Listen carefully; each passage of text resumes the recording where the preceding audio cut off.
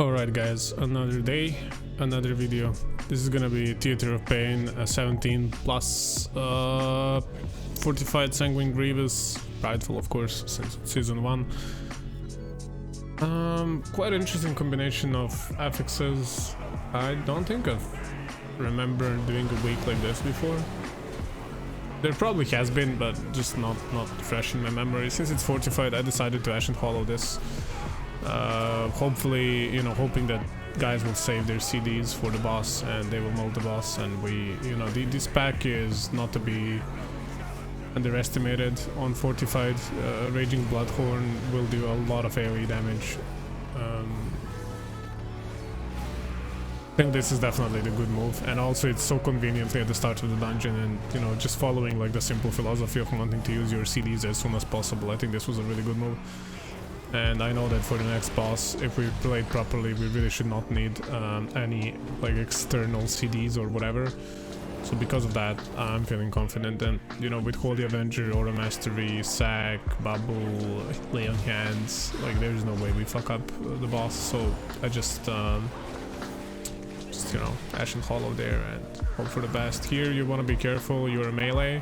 If you get the ability called I don't remember what it's called. It's a purple circle that deals shadow damage around you. Don't stand in that. If you get it, don't like move. Yeah, there it is, Searing Death. Okay, don't stand in that like I was standing right now.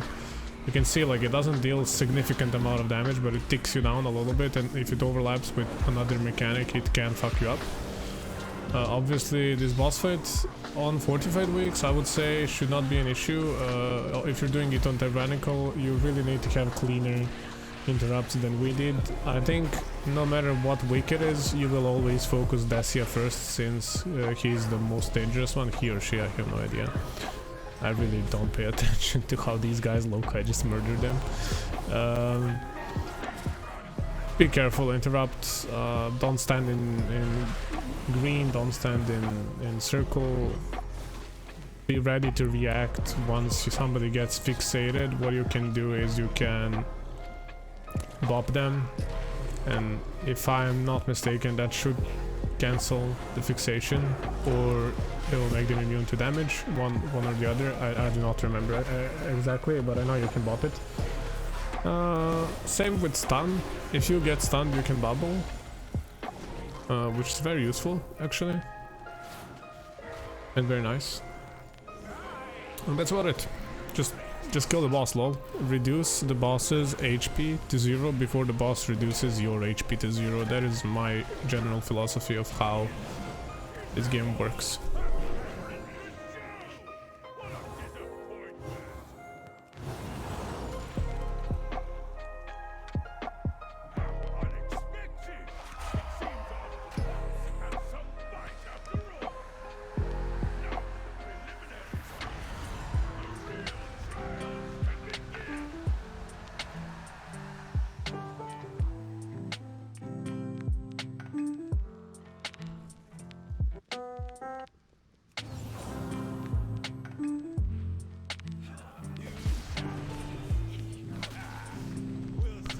Here, this pack, there's honestly not much to be careful here about. You as a healer, your job in this pack should be to deal, in my opinion, as much damage as you can while helping with the interrupts. Obviously we have Blinding Light and we have Stun. I have already used Stun. We're gonna use Blinding Light hopefully at some point as well to interrupt something, since there will be no other uses for it. And other than that, like, just deal damage. Yeah, Judgment, Hammer, keep people up so they can deal damage as well, because there is like a little bit of random damage going on there, and a dot, but nothing significant. At least on 17 those things are not very significant, so you can just keep going. This guy, I'm actually not entirely sure how this works. If I remember correctly, the order of these ads that you get down here depends on whether you kill the ads above or the order in which you kill the bosses or something like that. Anyway, I know there's like a way to decide which guys you want, but to me, honestly, they're all pretty much the same. I really don't see any difference. This guy, the only nasty thing he does is this frenzy thing where he shreds the tank, and it actually hurt, like this Savage Fury, look at this. Actually shreds the tank, and obviously that jump, but that's easy to dodge. Honestly, this guy might be like one of the easiest guys so far, at least that's like my sort of observation. I'm not sure if that's correct or not, but I feel that way. Anyway, here I remember this part. So I was thinking here, I have Ashen Hollow, right? So I've had few choices here. I could have, in the previous room, we could have pulled the pack into the big guy and done it all with Ashen Hollow, if it was up at that point. I'm not sure if it was up or not. Actually, we can go back and check. Yeah, I checked. I went back in video and checked, and it wasn't up. So basically, in case you take longer for the boss, which you probably would on a higher key level, you can do that. It saves quite a bit of time, but it's also riskier on a Fortified week especially. And these guys have been trying to do this nice little trick. I actually didn't know about that. I learned it from them. Like, if you line of sight in that corner, she won't like she won't do like she won't get you. But see, as a result of that, this guy just dies, which is not worth it, and he wasted Ankh for that, so that was kind of cringy. I mean, kudos to him for trying to, you know, min-max and help out, but honestly, like, I can easily heal a Ricochet Blade and then just don't get fucking fucked, right? And here I tell him, like, roar if needed, please. So you might be thinking, like, oh, but you have Ashen Hollow, why not use it on Pride? And here I was a bit slow with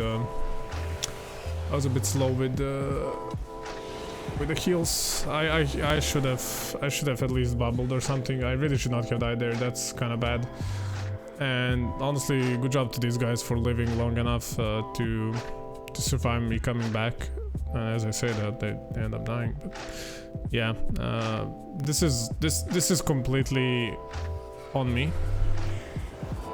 It's on me, but honestly, like, if you go back and look at how I got stunned, it really, to me, didn't look like I was gonna get stunned. But yeah, I wanted to say, like, I'm intentionally, deliberately saving Ashen Hollow for this pack here. This pack is very dangerous, and you will see even with Ashen Hollow, I think we will have some casualties here, if I remember correctly. Maybe not, we'll see. But yeah, don't underestimate this pack. This pack is awful on Fortified. It is very dangerous. It deals a lot of damage, and it's random, and there's no way to predict it. And most of these things you can't, like, interrupt. You have to, you know, stun or fear or whatever.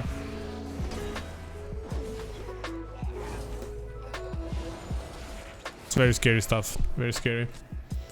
Also, Sanguine doesn't help with that at all, but we managed. These guys, they were dealing like a lot of damage. If you pay attention to damage beaters, you will see that these guys were blasters. I think if we were a more coordinated group, honestly, with Ashen Hollow, I would have easily told them, okay guys, let's go into like this guy here, Wreck the Hardened. I think we could have pulled it off, to be honest. With Ashen Hollow, obviously, and like some big cities. Maybe not, but basically the rule is the biggest time loss, because it's the biggest DPS loss, is doing anything single target. So whenever you have like a one target pull, and here I actually died to this due to greed. Don't do this. This is not worth it. This is actually really stupid of me. It's dying to Swirlies is embarrassing. Don't do it. But yeah, what I want to say basically is, like, whenever you single target, you lose damage in M+ at least, right? Because like you will obviously deal more damage when there's more targets. It's just how it is. Like, to be honest, I don't know how to word it any better. Like, most of people are running AoE builds for M+, for a good reason. It's because that's how you save time. The only time you might want to have like one single target, but only one single target spec, is for Tyrannical. But other than that, you will save much more time by doing like big pulls and AoEing properly, with like using, you know, your utilities and cooldowns properly. You never want to be fighting just one enemy. So like, using that logic, you know, I was thinking maybe with Ashen Hollow we could have prevented that scenario and just kind of went with it.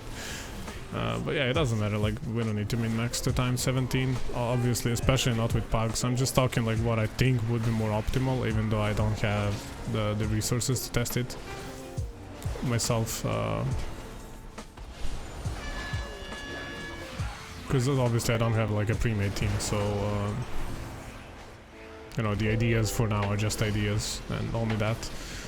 But yeah, this boss, I say this every time I come to this encounter. This boss is really easy. Don't die to this boss ever, please. It's the whole gist of this boss is basically obviously switching to banner on time and just communicating who's gonna let who die. And I would even, I'm not a DPS player, so I don't know if this is worth it really, but because when you win the duel you get bonus damage, right? So what I would do is I would save a CD until I win a duel.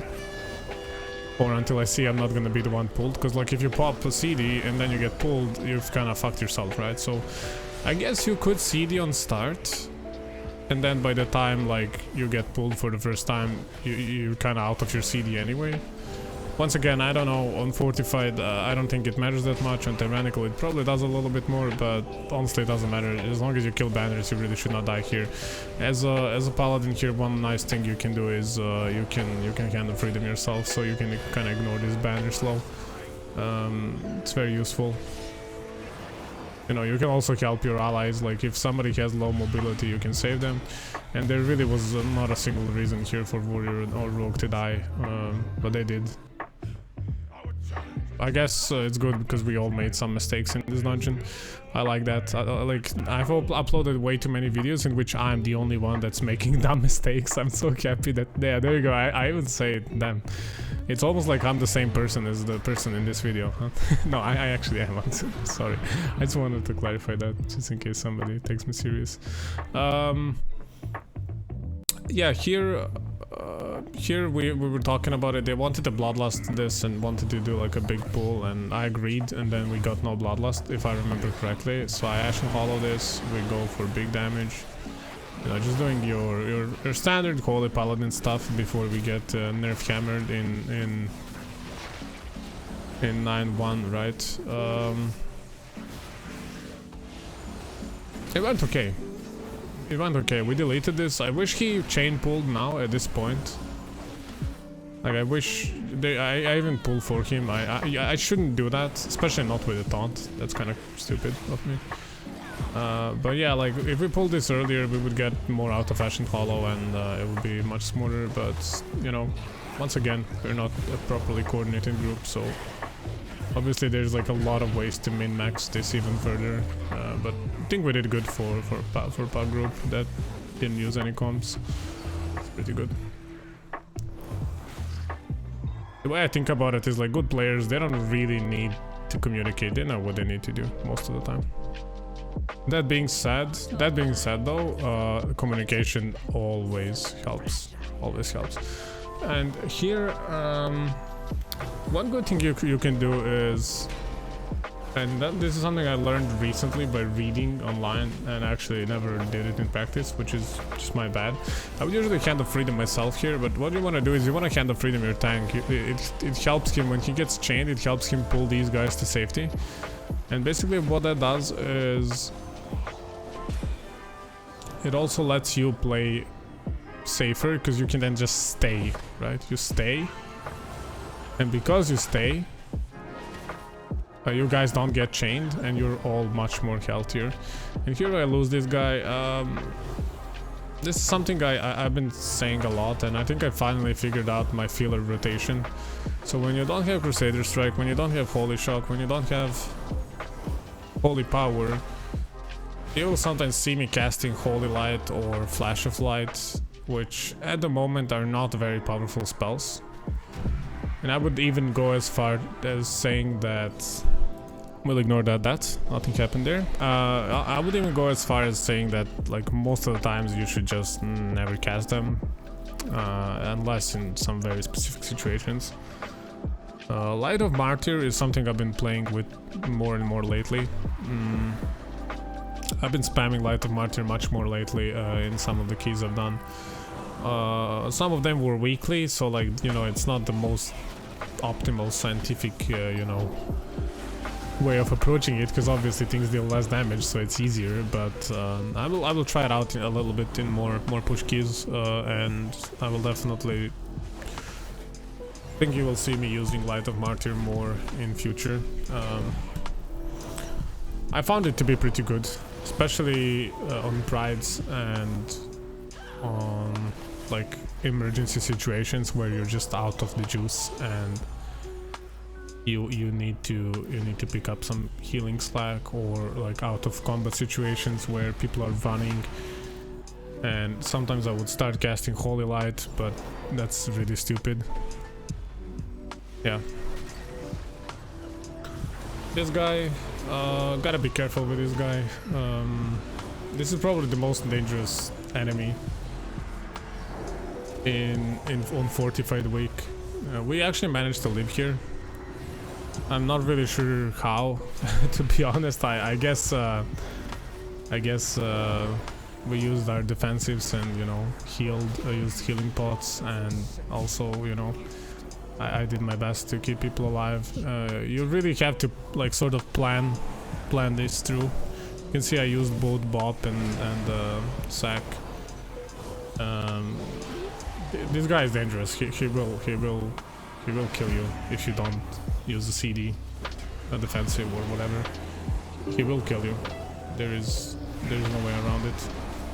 It's a very, very dangerous enemy.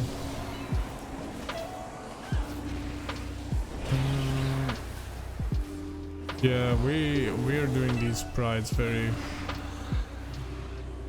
weirdly, to be honest. I was thinking like why are they moving? It doesn't matter. But yeah, here gotta be careful. Use a stun here. It will allow your team to like deal more damage and not focus as heavily on interrupts. Don't let Bone Spears go through. They're not as dangerous as they used to be pre-nerf, like what, months ago it feels like at this point. But something you do need to be aware of is that buff that I cleaned with Arcane Torrent. That's useful. And here you can do the same. You can see the buff here, and I saved Ash and Follow for this because this pack is also extremely dangerous. It not only has the Soulstorm guy, but it also has 2 more enemies which are also equally dangerous, and this pack is really something you need to save CDs for. As a healer, defensive CDs, obviously. As a DPSer, offensive CDs, because sometimes the best cure for a difficult pack, like I'm not even kidding, it is just to deal more damage. Like, just delete the pack. You kill the pack fast, and the pack is suddenly not as dangerous as you think, because, well, you know, if they die before they kill you, right? It's pretty obvious. Yeah, here be careful. One cool thing about playing as a paladin is your melee, and melees kind of have a easier time on this particular thing. Just make sure you're standing in a direction, like, make sure that between you and the wind is the enemy, and you will never get hit. Like, it makes sense, right? But I'm just trying to like visually make it simpler. See, like, just move. I should have moved even more there, because these winds are sometimes hard to predict where they're gonna go and stuff like that. It can be very, very tricky.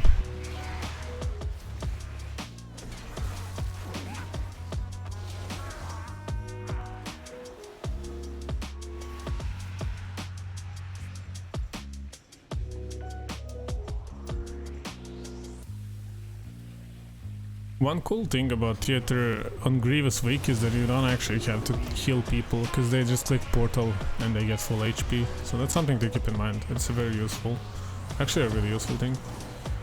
And here, this platform is quite dangerous. Pay attention to winds, that is very important, and make sure to stun the guy that's shooting Bone Spears, because I think that's you can either stun him or this Soulbinder.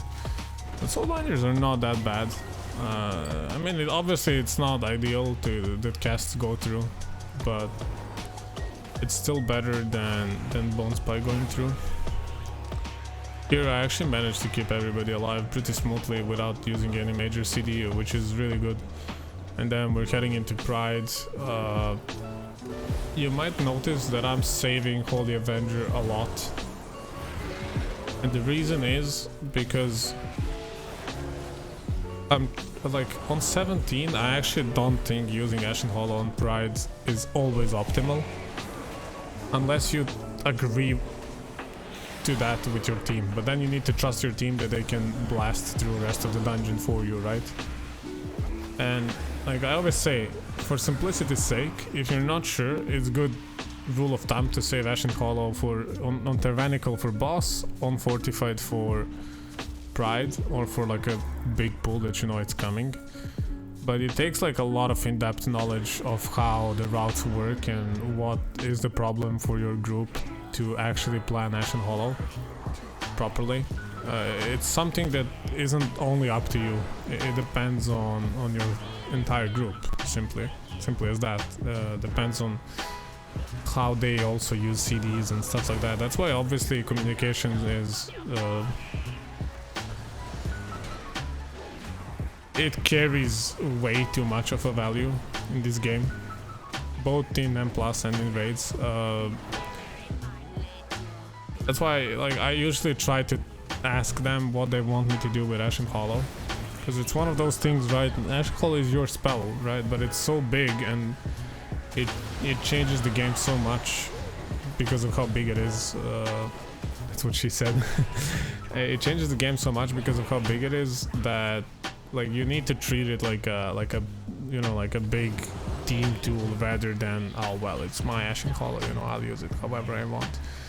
Obviously you can use it however you want, don't get me wrong. I'm just saying that, you know, if you're trying to progress, if you're trying to be a good player and a good team player and just play the game properly and optimally, it depends. Like you don't want to Ashen Hollow packs where like all your DPS is popping CDs, because then it's gonna die before the Ashen Hollow even expires, and what's even the point then, right? Like why would you waste it, and better save it for something else and stuff like that. So that's why I say, you know, talking with your team is, and this goes for all the spells, even for small cities. It's not just big cities, it's also small cities. Like you always wanna distribute your CDs. You don't want everybody to pop on every pack, because then you will have a lot of packs where nobody has CDs. You want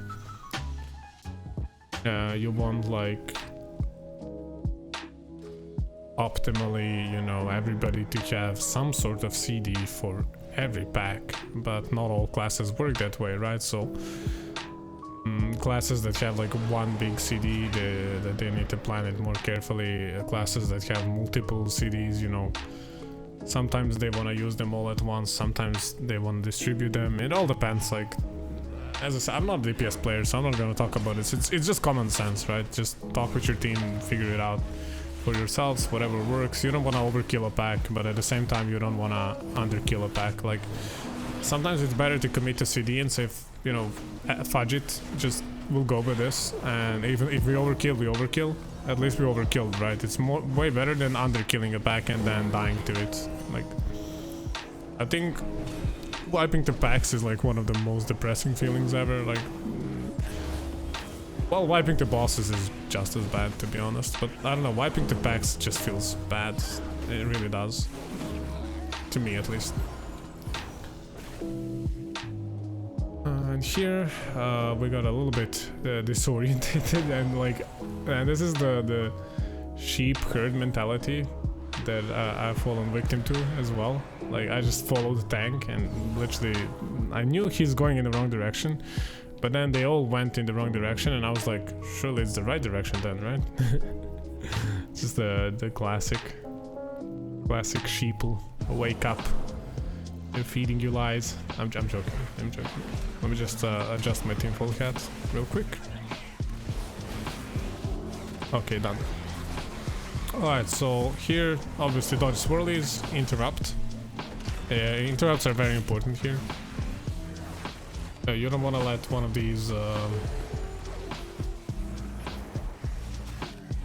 it's not chops that are the problem, it's, wait, let me see. Yeah, Devour Flash. Devour Flash is bad because it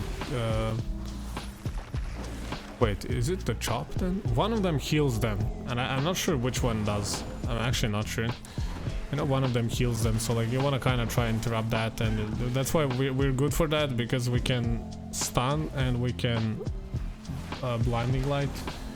And you know, if you just have an interrupt, you can't interrupt it, because obviously it's not an interruptible spell. It's just something that you need to like you know, CC to interrupt. And here this is very tricky now for Holy Paladin. Something I found to be very annoying is situations like this where you need to do a lot of AoE healing and we're all scattered, right? And we're dying to Grievous. It's very stressful. Just be very careful. What I do is I try to estimate, like you know that blonde woman doing mats meme? That's me when I'm doing AoE healing on Holy Pala, and I'm not using Light of Dawn. You have to like estimate who is gonna die the fastest to Grievous, and then heal them, and then heal another one. But there's also a time, there is a situation in which you would rather heal one person to full and then heal another person to full and then heal the third person to full, rather than healing them all at once, because like the way Grievous works is obviously like the more they're healed, the less damage they'll take. So there's a lot of value in topping one person off, but obviously if there's AoE incoming, then you don't want to top one person off, then you want to like kind of evenly distribute healing and stuff like that. Yeah, you get it. This is basic. Like it's basic. I think everybody understands it. It's obviously harder to do it in practice, but I think it's pretty clear. Yeah, just deal with Putrid the Butcher. Go for the Pride. All simple, easy. Nothing worth mentioning here.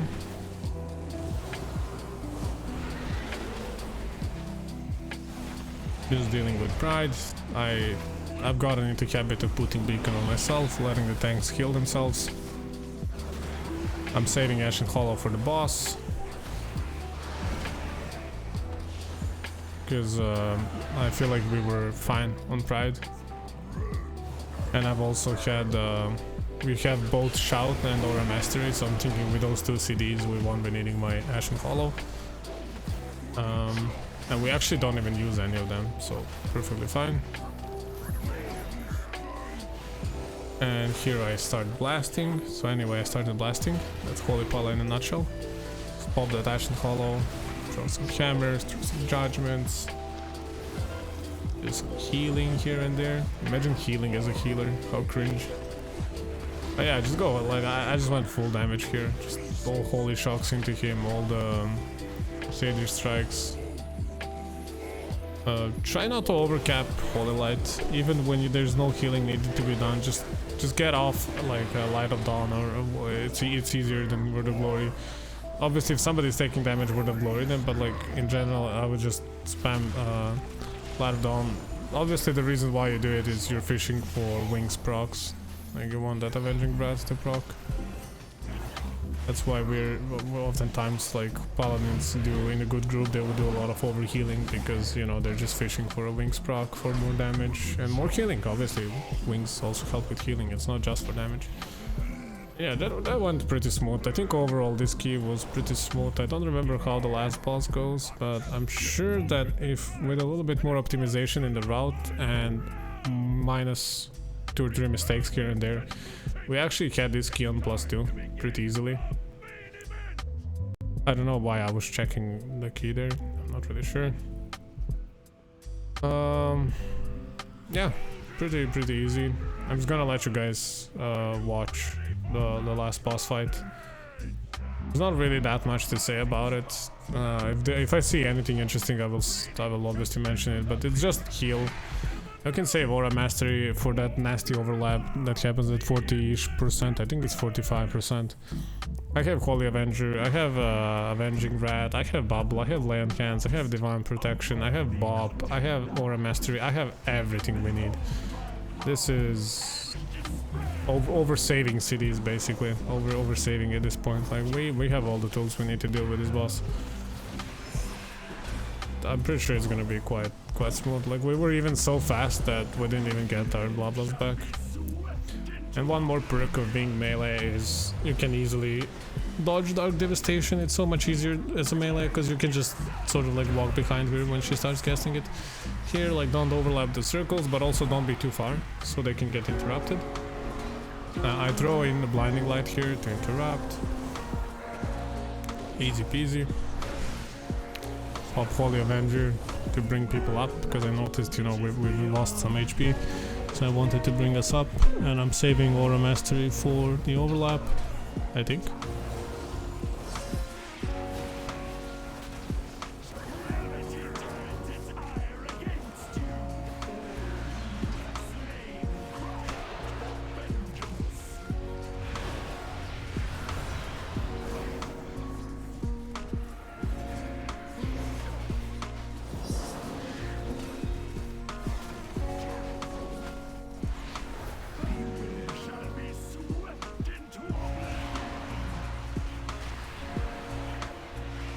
And here it's interesting, like I got saved by the bubble actually. Just paladin things. Here we actually started losing people a little bit. This is that nasty overlap that I mentioned.